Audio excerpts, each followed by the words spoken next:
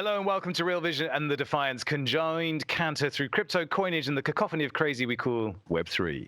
Daring to repeat themselves publicly by dallying with me in this delicate dance of digital didacticism is Real Vision's Elaine Lee, and I am sorry to say that pillaging my geographical playbook with wanton abandon as she has freshly arrived in the Netherlands, it's Camilla Russo. Welcome to the Hey, Cammy. Hey. It's grey, but it's very Dutch and flat. It's beautiful. I can't wait. So you've joined us in Europe, and Europe's been on the menu of late with the news that the UK government is looking at crypto regulation on stablecoins. Elaine, you are British to a degree. Yep. What's your take on this? Look, I think from what I'm just reading, it's just a little bit too late to become like one of the leaders in crypto assets, which is what they're trying to be. So the UK government puts out a press release on this, and they said government sets out plan to make UK a global crypto asset technology hub. There's three things to take note of, which is number one, stable coins are to be recognized as a form of payment in the UK. Number two, that this is part of a push that the UK is just waving to the world saying, hey, we're a global hub for crypto asset technology and investment. Don't forget about us. And I think number three is that they're working with the Royal Mint on non-fungible token. The Chancellor of the Exchequer, Rishi Sunak, said, it's my ambition to make the UK a global hub for crypto asset technology, and the measures we've outlined today will help to ensure firms can invest, innovate, and scale up in this country. We want to see the business of tomorrow and the jobs they create here in the UK. And by regulating effectively, we can give them the confidence they need to think and invest long term. This is part of a plan to ensure the UK financial service industry is always at the forefront of technology and innovation. Now, from what I read about this, it's just, I bet people and the big banks are just trying to make sense of this one, because big banks are usually advised that around 1 to 4% exposure into crypto assets is suitable for moderate risk investors. But of course, their clients would see headlines like HSBC buys virtual real estate in Sandbox metaverse. So, seeing that that HSBC is buying chunks of land in the metaverse. So, but yet they're not allowed to pull more than a double-digit figure with their asset of their assets. So it feels like it's a green light, but it's not quite there yet. But for me, I think as a wider outlook, it's just, like I said, a little bit too late has been done, and the UK has, to me, just not been as progressive as other countries like Dubai, the US, Hong Kong. When I go back to the UK, my friends and family just seems to have the patience of me dabbling into talking about the main cryptocurrencies, like a bit of Ethereum, bit of Bitcoin, but that's all as far as we'll ever get. So the idea of implementing NFTs and digital real estate assets is still very foreign to them. But don't get me wrong, you'll probably find the one or two who are interested, and basically that's your topic of conversation at the pub sorted out for the night, really, isn't it? So that's how I see it. Cammy, how are you reading this one? Well, I think it's pretty it's good news. I think it's a good approach to crypto. So before, let me just backtrack and why I'm actually in Europe, and that's because I was speaking at a conference on CBDCs, which was organized by the Bank of International Settlements and the National Bank of Switzerland. And so you have kind of, and what I got, and we can kind of get into it later, but what the general sense I got was fear from them. So they're at least open to talking about it because, they organized this conference, but it was a lot more about the risk of crypto, how to regulate it, than the opportunity.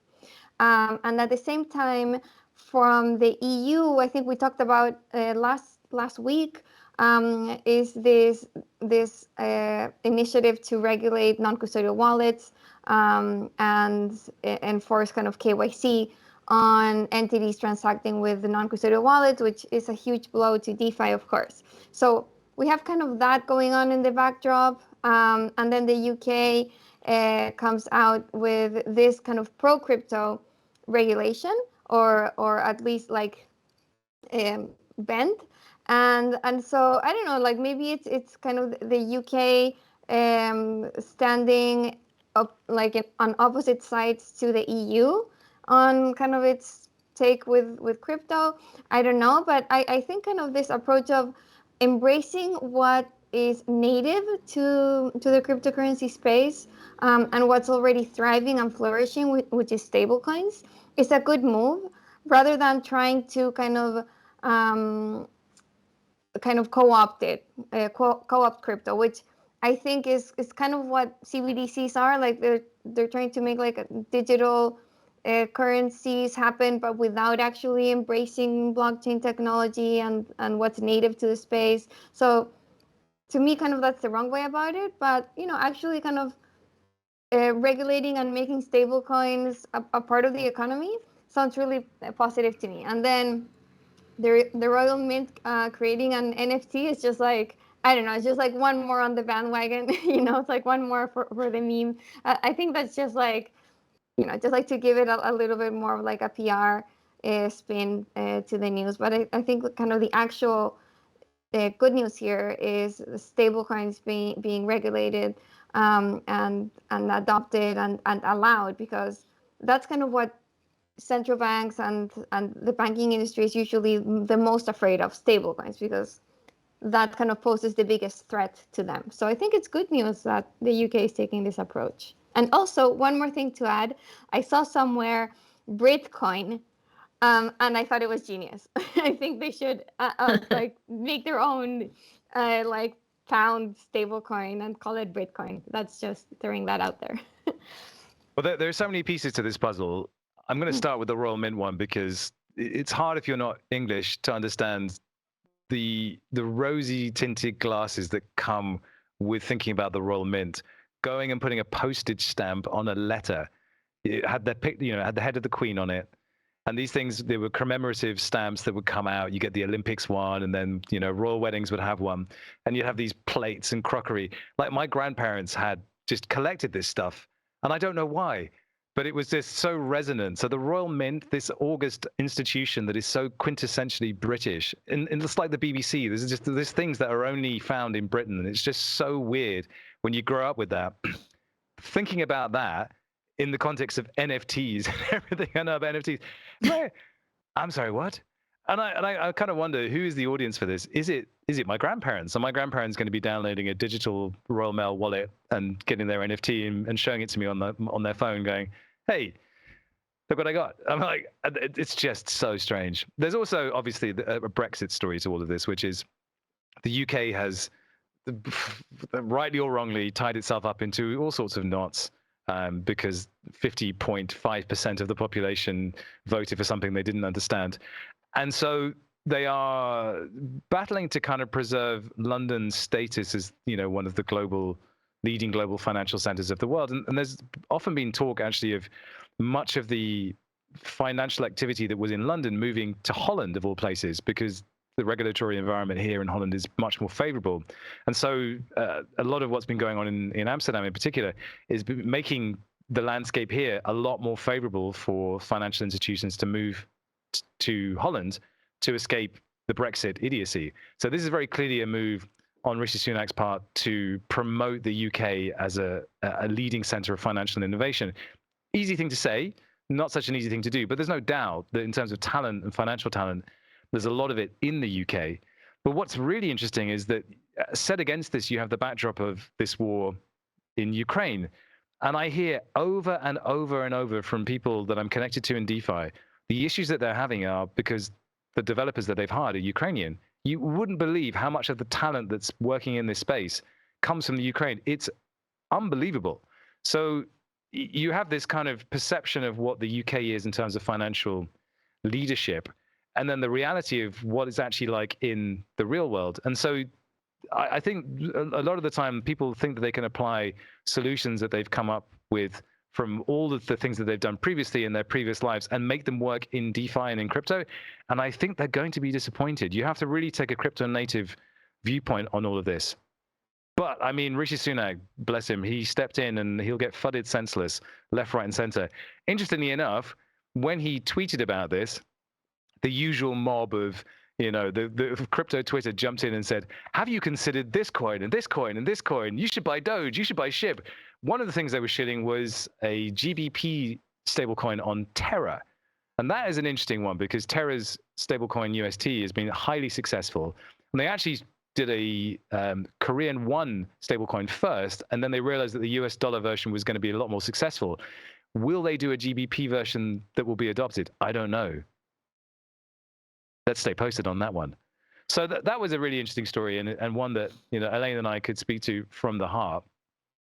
What else was on the agenda last week? Well, our old friend Elon was in the news. Elaine, can you talk us through this one? He just doesn't shut up, does he? If it's not one thing, it's another thing. Oh, Elon.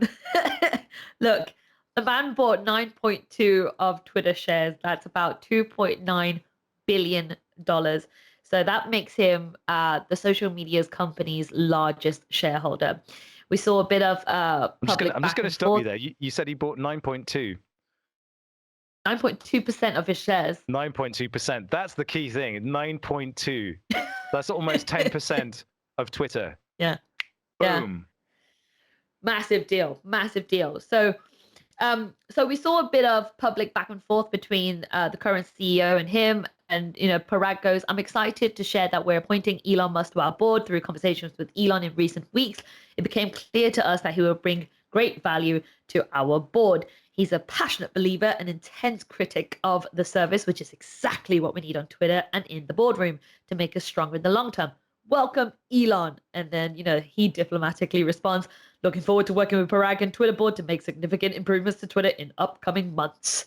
So lots more coming. And then obviously Twitter has a meltdown.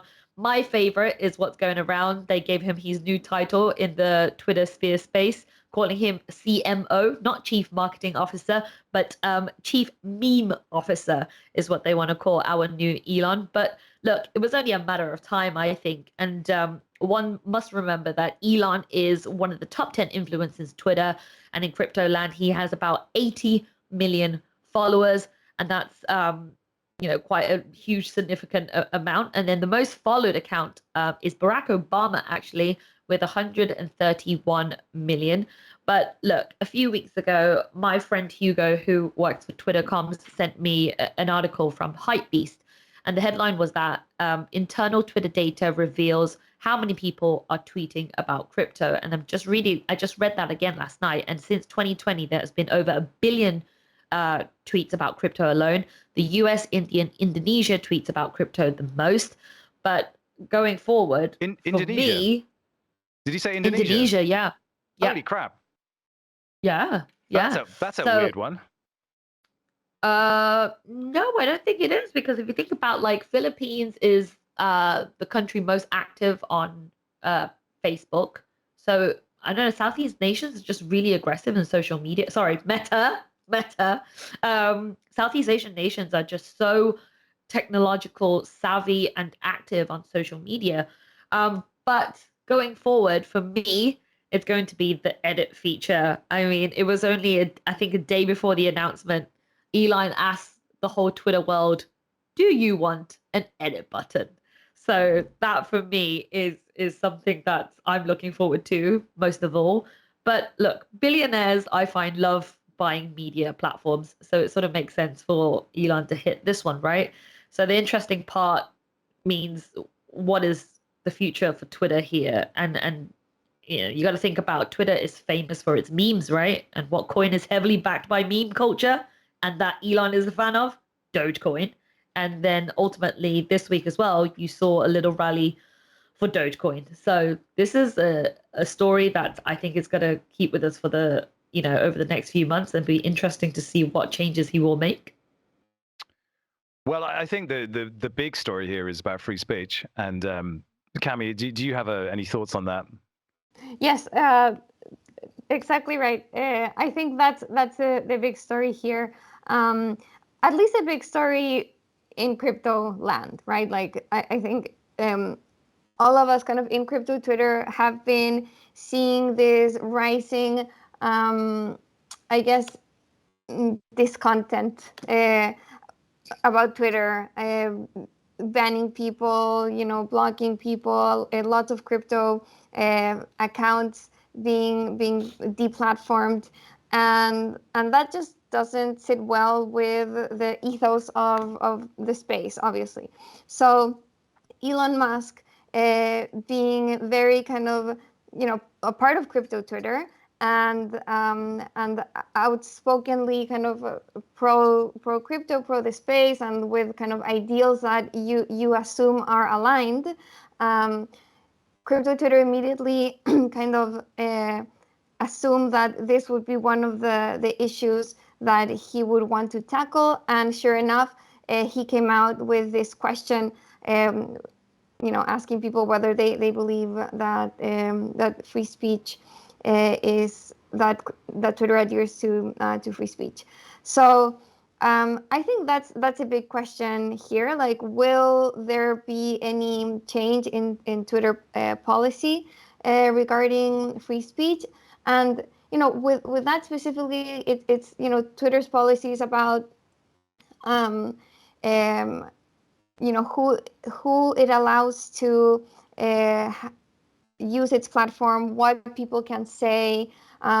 In general, there's this sense that people to the right of the political spectrum are more likely to get deplatformed, and there's like different charts that people have shared to this, and so that's kind of what I think crypto Twitter will be looking at. Will Elon have a say in this? Will there be any change? And I think it's an important debate. One thing to note is that there are already alternatives to Twitter, which allow anyone to say anything, except things that are clearly illegal, like inciting violence and like some forms of hate speech and so on. But other than that, platforms like Gab and a couple of others are already kind of presenting this alternative. And unless like I'm missing something, I think they haven't been very successful. Like they're not kind of really taking off to any kind of mainstream degree. All of crypto Twitter, which it's supposed to be kind of, I think, like their main audience, is still on Twitter. So I think that's weird. It's like, if people actually wanted a free speech platform, why don't they already move to the alternative? Maybe they just want Twitter to be like, to offer this and not move because they're lazy. I don't know. But I think, that's something to question there. Is it actually kind of a big deal, or is it more kind of, for a meme or like a narrative that people on crypto Twitter like to adopt? Well, I guess there's a couple of things to look at here. One of which is cancel culture and the degree to which companies like Twitter are pressured to act in the face of something that has happened, i.e. Trump. So Trump was probably the highest profile casualty of deplatforming. He said, okay, I don't like this, set up his own social media platform, Truth Social. He said, I created it to stand up to the tyranny of big tech. That was his big shill, and it's been an absolute disaster. And it's been an absolute disaster not because it's a bad idea, but just because, building a social media platform is actually quite hard, turns out. But there could be a way in which in the same way that you can have safe search on Google or on YouTube, you could have a safe search option on Twitter, so you could filter results or filter content.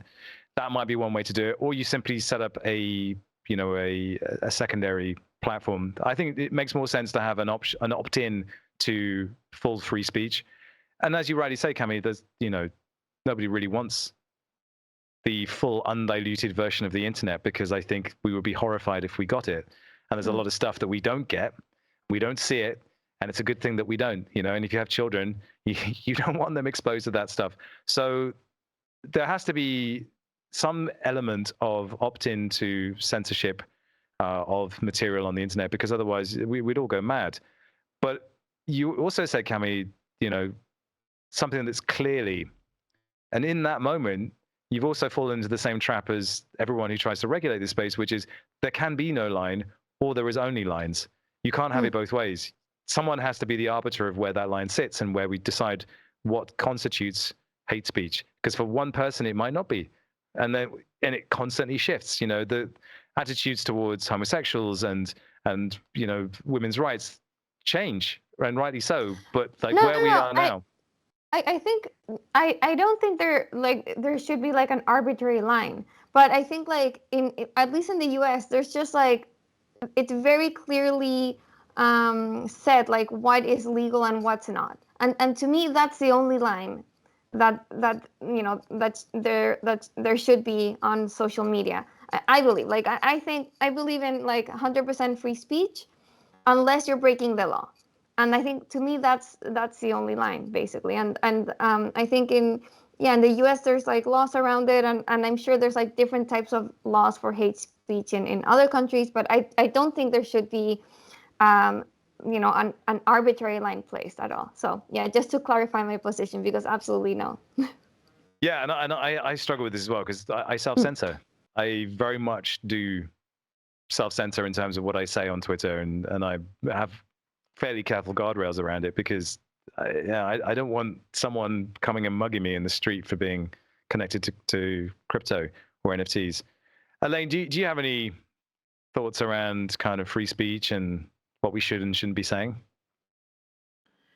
Look, for me personally, Twitter is a vomit of everything, right? I just use it for work purposes.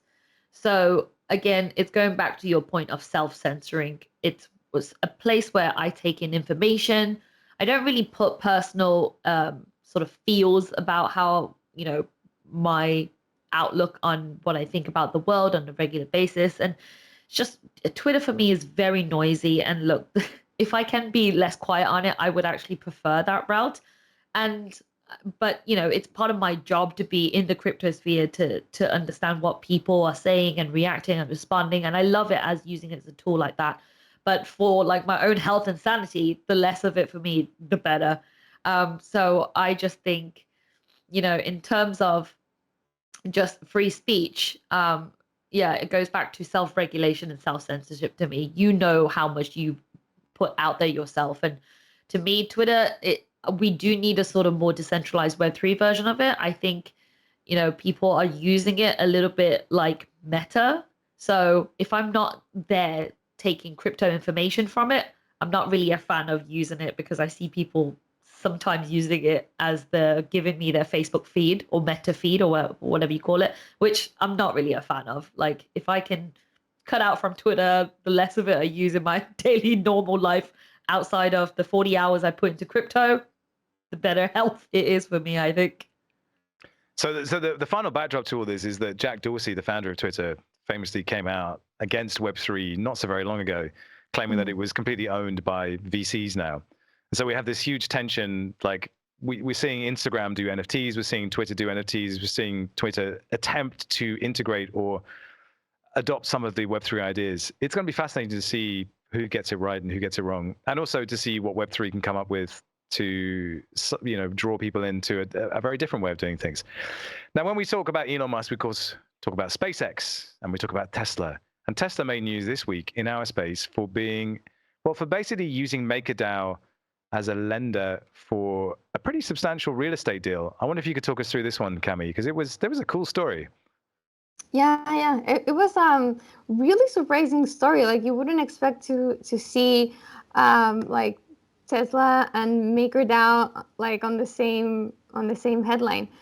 And so we have this story on the Defiant that you should check it out. And what happened here is that MakerDAO is working with a lender, and that lender just works with traditional brick and mortar companies. And so what this lender is doing is using a collateralized loan on MakerDAO to finance some of Tesla's operations. I think it's really kind of that's where MakerDAO has been wanting to go forever. Like if you talk to Rune, that's kind of the holy grail for them, or at least for part of the team, this bridge between DeFi, on-chain finance, and real world, making a real world impact. And so, things like Centrifuge are part of this. And now this lender who I am kind of spacing on the name. It's 6S Capital. 6S Capital. Right. Yeah. 6S Capital. Yeah. Success. It's a clever one. That Success. one. Success. There you go. Yeah. Very good. Very good. Yeah. Very good. Yeah. Very They good. spend a lot of money on branding consultants for that one. Yeah. So that's part of this like broad bridge between kind of with a real world strategy. So yeah, I don't know. I think it's pretty mind blowing that it's actually happening so quickly and with such a like well-known company. Can you say validation? Yeah, MakerDAO, if you didn't know, is the entity that came up with DAI, which is the most famous stablecoin that isn't backed by US dollars. It's backed by Ethereum. So you take out a loan in DAI, but you back it with Ethereum, and you have to over collateralize. And one of the challenges for DAI has been to attract a more diversified basket of collateral to the platform. And one of the things they've been talking about are these RWAs, real world assets. So bringing in the possibility of having under collateralized loans into MakerDAO. That really would open up the platform and the decentralized method of lending and borrowing to a very big audience. And so you were kind of expecting there to be some poxy little deal somewhere, like somebody like took a car loan out. But no, they just came bam with Tesla. That sends some shockwaves. It probably doesn't feel like a big deal outside of this space, but in this space, this was a big one. And it's this huge validation of something that was actually it was quite controversial, this idea of bringing non-crypto assets into the Maker universe. But, if they make it work and they bring in a ton more liquidity, then everyone will be happy, I think. So, Elaine, do you have any questions? Do you have any thoughts? Do you have any, I do. Like, what is this? What is it all about? What does it mean? Like, honestly, before actually logging on to the Defiant today, I don't know who MakerDAO is, but for me, just Satan. I don't care. I'm gonna say it. There's so many DAOs, Satan. so many DAOs in the space. But This for is me, the OG DAO. It's like okay. Yeah, Okay, it's the backbone of DeFi. It's Got the it, got central it. bank of DeFi. Okay. Okay, got it. Continue, Mother continue. of all DAOs. No, but she's not wrong. It really is. And the DAI Yeah. stablecoin is the mother of all stablecoins. It really No, is. this is good for you guys to tell me that Absolutely. this is what it is. But for me, it's just like it just makes me realize who advises Elon Musk in this blockchain space. There must be a secret team in Tesla talking about this kind of stuff. Because just think about the week that Tesla has had. So this is happening and Twitter is happening. I do wonder who is the team that consults Elon and blockchain. That's what got me thinking about the space. I'm pretty sure Elon DYORs himself, because he's a very famous autodidact. He'll if there's a problem to be solved, he'll go and learn how to solve it himself. He's famous for that. So I suspect he does it all himself. I don't know what you think, Cami. All Yeah, himself. no, I think that I don't think this was like part of this like blockchain strategy necessarily. I think, it's this kind of company, okay, Success Capital, who is, probably one of many vendors for Tesla or like many counterparties that work with Tesla. They probably offered good terms on their loan, on their, financing deal. It was, the deal is worth 7.8 million. And, this firm probably got good terms from their MakerDAO loan. And that was basically it. And I would imagine, okay, 7.8 million is not like, pocket change, but it's not a huge amount either for, I guess, like a company like Tesla. So I think, just like putting things into perspective, I think it was like about getting good terms on a deal, on a financing for a loan that was big, but wasn't like, a huge thing that probably didn't need like many levels of approval. Maybe Elon doesn't even know that this is going on. Maybe like this was something that just like their like finance team did and were able to get approved quickly. So yeah, I don't know. I think this is like actually blockchain and DeFi working like it's supposed to. It's not about like some PR stunt that Tesla is pulling to say blockchain. This is actually, a financing company using MakerDAO on kind of the back end, and just like offering good terms for this big company to like finance their new repair and collision center, and that's basically it. Which I think is better news, than if it was some part of this like blockchain strategy. Yeah, it's just a normal thing. It's just it was facilitated by blockchain, and it was also facilitated by a project that has really been one of the leading voices or has led the way. It was really the birth of DeFi with MakerDAO. It really is kind of fun to see that. I forget now, it's easy to forget how long DeFi has been around for. It's been around for some time now. Anyway, it's time to move to the final story of the day, and I get to bring out a prop. There it is. Uh-oh. It's a Ledger Nano S or X. And it is the subject of our story. The Ledger has partnered with the Sandbox to promote crypto education in the metaverse. Ledger, the French company that builds these things, hardware wallets that everyone should own, and they are moving into the Sandbox to do metaverse education. This is a story that's kind of close to our hearts because we actually made films for Ledger and with Ledger for over a year. So we know the team pretty well, and we were part of that education initiative that Ian Rogers, who is the experience officer at Ledger, had put together. So, Cami, how do you read this one? Do you think this is just another empty Sandbox partnership, or do you think there's something here?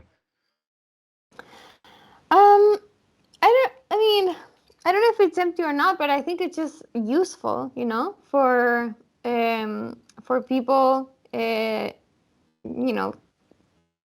this community, to be using a hardware wallet. I think it should be more common, and people should be getting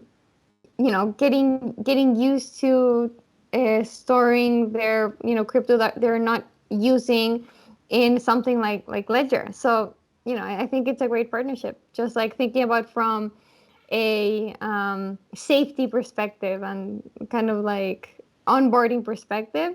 I think it was a great move. Elaine, what's your take on it?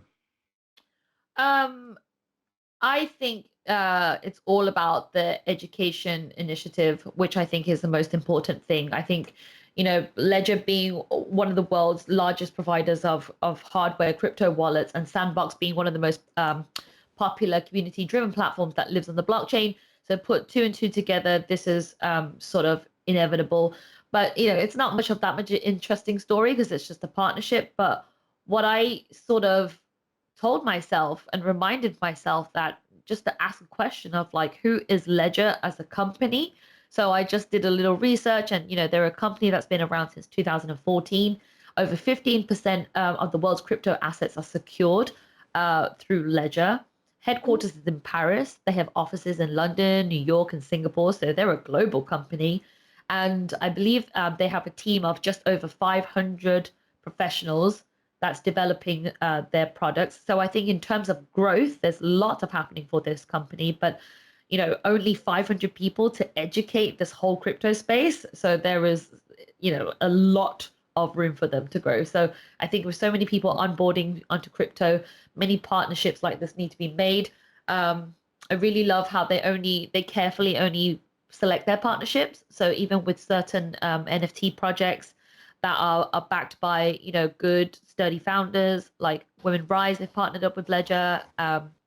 On-chain monkeys, they've partnering up with Ledger, and just people who are really serious about educating people and be safe in this space, which I think is very important.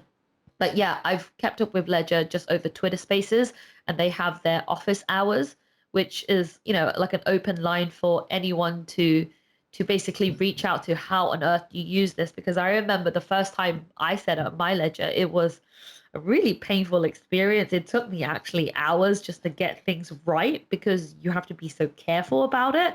So it's a company that's been around but still very new to people. But I'm glad they have like an open line of communication for people to reach out to. And anybody's watching who owns crypto assets should have a ledger, period.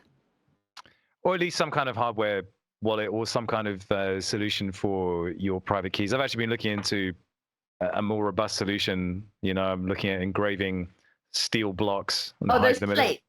Yeah. Like Where succession planning. Well, that's the thing. Shouldn't answer that. The simple truth is that the more time I spend making videos, the more of a target I feel on my back, honestly. And it's starting to become there are so many hacks, right? There are so many things going on. Like I revoke permissions daily now. It's just a habit. And so, I think Ledger's message is that people who are educated about crypto buy ledgers because they understand the risks and they understand the necessity of operational security, OPSEC. So I think it's interesting. I love the fact that they're going into the metaverse. Sandbox is one of those things where it's just like this mythical place that nobody can play. They've had alpha season 2 and that's it. Like you still can't play anything there. There's all this promise of the Sandbox, but it's like, well, what is it going to be? And I guarantee you that when it launches for real, it will be disappointing because these things always are. It just will be.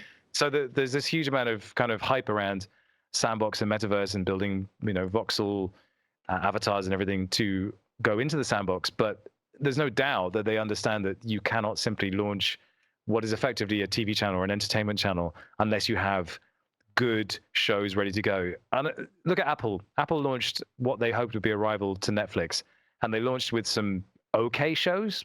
Weren't amazing. Now they're starting to see some really good shows, but it's taken 2.5 years, and this is Apple, who have more money than anybody else on the planet to get it going. So Sandbox have a huge challenge in front of them to create an entertainment context that people will hang around in and forgive them for the teething troubles that they'll have. But there's no doubt, we're also looking at metaverse. How do we entertain people in the metaverse? How do we educate people in the metaverse? And I think one of the lessons I learned from the partnership with Ledger was that they care immensely about this. They want to give people the best experience possible. They're also libertarians. They're French. They don't give a fuck. They're like, they told me a story about this phone that they were creating for the protesters in Hong Kong. Like, this is just a secret skunkworks project. They were building a phone that would allow them to operate without getting arrested. There's so many things about Ledger you just don't know. You just see this little kind of shonky USB stick. But no, there's some they're about as Web3 as it gets, even though they may not look like that from the outside. So they're legit. Yeah, no, they're legit, and I'm happy that we still, as a company at the Defiant, we still have some contacts and connections with them, and we're still hoping to work with them at some point in the future because it was a good experience. Go watch School of Block. Yeah. So very good. People still kind of say, oh, like you should keep doing videos. Like that's kind of what really helped me get into crypto. Like I'm still getting those comments about School of Block. It was a really good one. Anyways, yeah. What's you School of go Block? watch it. So you It's don't a even partnership it's really great. It's on our YouTube and their YouTube, Ledger's YouTube channel, and it was this partnership we had with them, where kind of Robin was the face of this really great educational content produced together with Ledger. Yeah, so we basically took foundational concepts that weren't really DeFi so much, and then kind of did a fun journey through them and put it out weekly. So that's really it for the main stories we had on our plate this week. Is there anything else that has sort of popped up in the last 24 hours for you, Elaine? No, I'm just keeping my head down, recovering from various NFT parties I've been to. Obviously, I went from NFT LA, got kidnapped by a bunch of monkeys to go and attend the Grammys. So I was at the Grammys. You went to the Grammys? Oh, that's so fun. Well, not into the actual Grammys, but the pre and post parties. I was definitely down for those. So basically, I was invited by Unchained Monkeys and also they were part of One Of, which is the official company to partner up with the Grammys for the next 3 years to make NFTs for the Grammys. So they're building this on the Tezos blockchain, which is much more cheaper and affordable. So yeah, One Of is basically partnered up with the Grammys to make NFTs. And you saw Trevor Noah make the joke on stage when he was like, "Oh, from the pandemic, people are buying monkey pictures." So it was just great to see some of those communities actually applying in real life events through NFTs, and there were just great communities. And Steve Aoki, who is such a massive voice in the community, is just just really putting NFTs into the whole music scene. So that was really interesting for me to see. But I'm definitely recovering from that. There's a cream for that, fun. Maybe that's what we should do. The Defiance anti-NFT cream. If you get a rash from hanging around Crypto Bros too much, slap this on. On my radar, Oh my goodness. Treasury Secretary Janet Yellen's going to deliver her first speech on crypto today and call for a comprehensive policy framework. Oh, wait, what happened? Wait, I thought Biden had already done that. There will be another comprehensive policy framework in the U.S.? Yeah, Yellen Yellen speaks will be the new China FUD. This is it. God. Yeah, this is the new China FUD. Okay. Right here. All right. Maybe. Okay. We'll discuss it next week, I guess. Let me ask you guys this: what havoc and mischief are you two up to? Like, what are you gonna get up to? Are we gonna see Camilla in some videos this time? Oh yeah. You bet. She's gonna be the angel of truth in a video that we're making. You think I'm lying? Ooh, love that. I'm not. I'm not. I'm excited. The angel Good luck, of alpha. Tammy. Good luck. Also interesting news that Sweden is testing the e-krona and is worried about privacy. Well, duh. That's it for this week. Elaine, thank you so much for joining me. Cami, thank you so much for coming to my beloved country. I'm looking forward to having a drink with you tomorrow evening. Fun, guys. That was it for this week. It was Real Vision versus Defiant. We'll see you next week. Bye, guys.